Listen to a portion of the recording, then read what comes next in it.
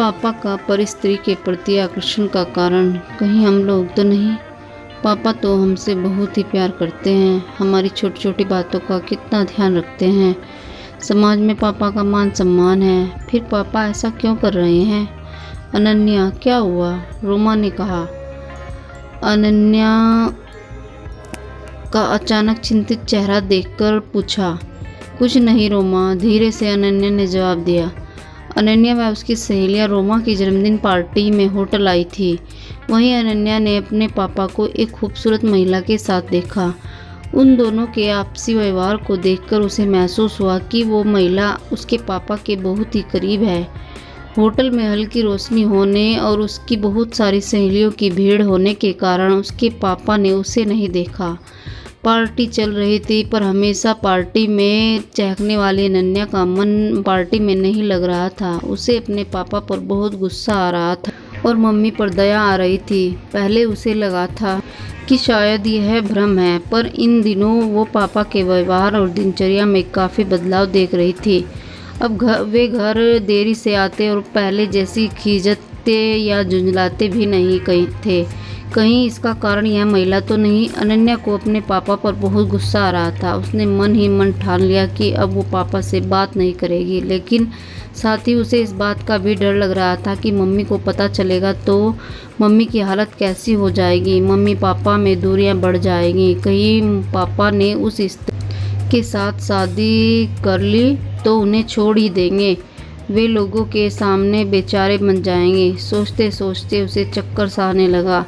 Party के ख़त्म होते ही वह सीधे घर गई और कमरे में जाकर सो गई। मम्मी ने 2-3 बार पूछा भी कि क्या हुआ, पर वह मम्मी को यह सब कैसे बताती। शाम को पापा के आने की आवाज़ आई। रीमा, चाय बना दो, मैं थक गया हूँ, आज ऑफिस में बहुत काम था। पापा का सफ़ेद झूठ सुनकर उसे इतना गुस्सा आया कि वह सीधे बैठक में जाकर मम्मी को असलियत बता दे, पर कहीं कुछ उल्टा हो गया तो मम्मी पापा के बीच जोरदार झगड़ा हो गया और बात बिगड़ गई तो पूरी रात वह सो नहीं पाई। दूसरे दिन पापा के ऑफिस जाने के बाद ही वह कमरे से बाहर आई। रोज़ की तरह मम्मी फ़ोन पर मशगूल थी। शायद मौसी थी। आधे घंटे के बाद फ़ोन रखकर पूछा कि क्या बात है। उसने सिरदर्द का बहाना बना दिया। मन में चल रही विचारों की आंधी से राहत पाने के लिए उसने टीवी ऑन कर दिया।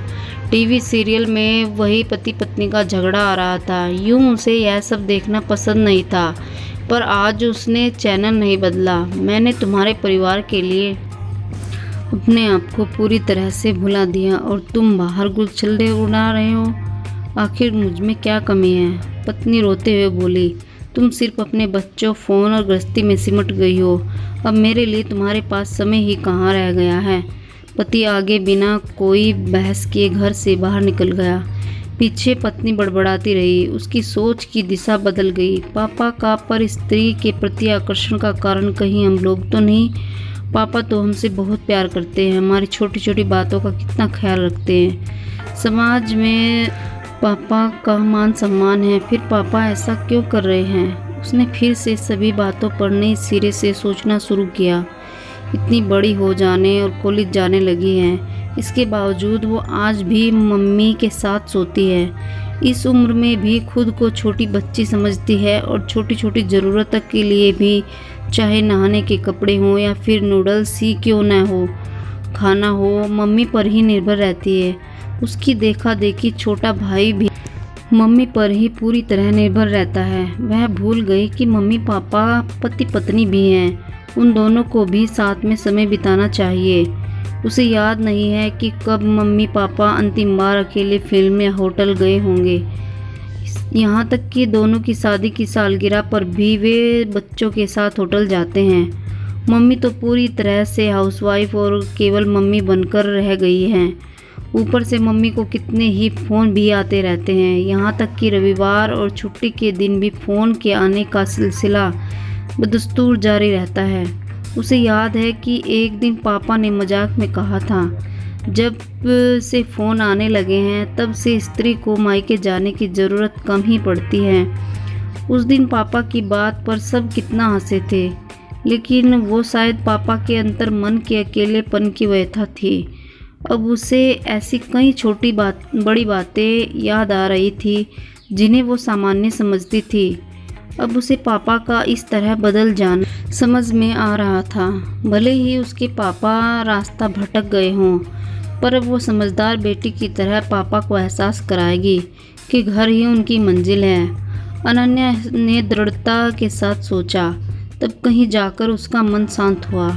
मम्मी, आज ब्यूटी पार्लर चलते हैं, उसने मम्मी के गले में बाहें डालते हुए कहा। पर तेरी सहेली की पार्टी तो कल ही हो गई, मम्मी ने उसे लाड़ से समझाते हुए कहा। अरे मेरे लिए नहीं, आपके लिए चलते हैं। आप कितने महीनों से ब्यूटी पार्लर नहीं गई।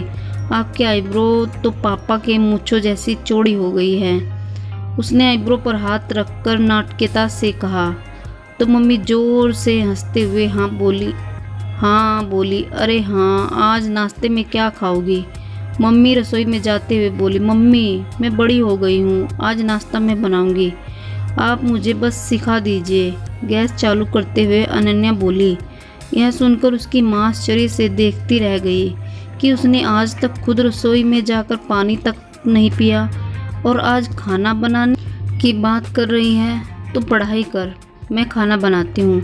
नहीं मम्मी, आप ये सब अकेले करते करते कितना थक जाती हो, उसने मम्मी की तरफ प्यार भरी नज़र से देखते हुए कहा। छोटे छोटे काम अब वो खुद करने लगी ताकि मम्मी को समय व आराम मिल सके। कितनी बार उसने मम्मी को रात को सोते समय कहते सुना था कि आज तो पूरे दिन काम करते करते कमर टूट सी गई है। रात को पापा आए, पापा आज आप मेरे हाथ की गर्मा गर्म चाय पीजिए, पर हाँ कोई कमी मत निकालना, उसने नाटकीयता से कहा। अरे मेरी बेटी बड़ी हो गई, पापा ने चाय हाथ में लेते हुए कहा। उसे लगा जैसे पापा मुंह से बड़ा शब्द कहते कहते ग्लानि महसूस कर रहे थे।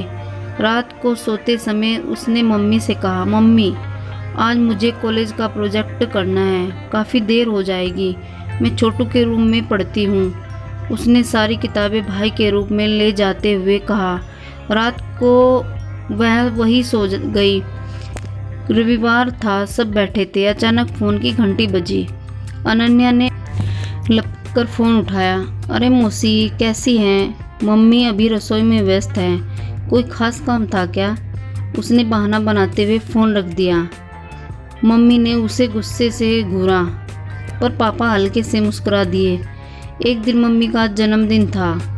पापा ने शाम को होटल में डिनर का कार्यक्रम रखा। तय हुआ शाम को घर पर केक काटकर रात को होटल चलेंगे। केक काटने के बाद शाम को जाने का समय हो रहा था। पापा सबको जल्दी तैयार होने के लिए कह रहे थे। मम्मी, मेरे पेट में बहुत तेज़ दर्द हो रहा है, सुबह कैंटीन में खाने के कारण शायद ऐसा हुआ, अनन्या ने करारते हुए कहा। चलो बेटा, डॉक्टर को बताते हैं, पापा ने चिंतित होकर कहा। नहीं पापा, पेन किलर ले लेती हूँ, आप और मम्मी डिनर पर चले जाओ, छोटू है ना मेरा ध्यान रखने के लिए, उसने दर्द का नाटक करते हुए कहा। मम्मी पापा उसे छोड़कर जाने को तैयार नहीं थे, पर उसने अपनी कसम देकर दोनों को भेजा। वे अनमने से गए। होटल पहुंचकर फ़ोन किया। बेटा, तबीयत कैसी है? जवाब में अनन्या छोटू जोर जोर से हंसने लगे। वे समझ गए बच्चों ने उन्हें अकेले भेजने के लिए यह नाटक किया। धीरे धीरे दोनों आपस में खुल गए। दोनों वर्षों बाद अकेले होटल गए थे। शादी के समय की पुरानी यादें ताज़ा हो उठी। कुछ दिन बाद सुबह बाथरूम में पापा फ़ोन पर हाँ हूँ कर रहे थे। सामने जैसे कोई महिला गुस्से में बोल रही थी। पापा ने सॉरी कहते हुए जल्दी से फ़ोन रख दिया। जब पापा बाथरूम से बाहर आए तो अनन्या ने भावुक स्वर में कहा, थैंक यू पापा। पापा ने अनन्या को प्यार से गले लगाते हुए कहा, मेरी समझदार बेटी। दोस्तों, ये कहानी आपको कैसी लगी कमेंट में ज़रूर बताएं। कहानी पसंद आई तो लाइक शेयर ज़रूर करें और चैनल पर नए हैं तो सब्सक्राइब कर लेना। Thanks for watching.